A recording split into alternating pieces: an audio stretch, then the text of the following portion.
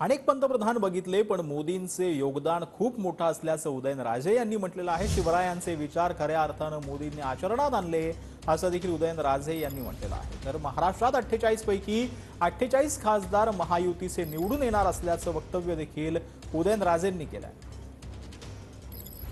पंतप्रधान जवळनं बघितले, मोदीजींना च्या बरोबर अनेक वेळा चर्चा झाली, पण प्रामुख्याने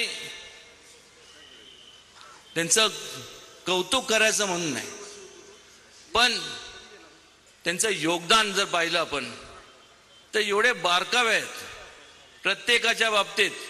प्रत्येक गट तट जात पात, म्हणजे ज्या प्रकारे छत्रपती शिवाजी महाराजांनी त्या काळामध्ये सर्व धर्म समभावाची संकल्पना मांडली, त्याच धर्तीवर त्यांचे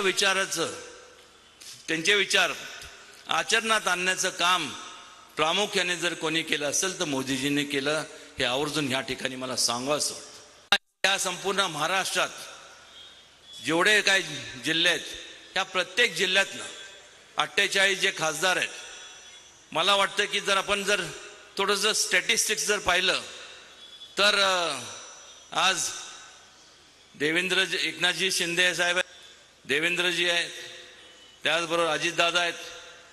तसं जर पाहिलं तर मला सांगा ना, शिल्लक किती जातंय? आणि त्यामुळं 48चे 48 खासदार हे मोदीजींच्या पाठीशी, मोदींच्या विचाराची असणारेच निवडून येणार, ह्याच्याबद्दल मला काय कुठली शंका नाही आहे।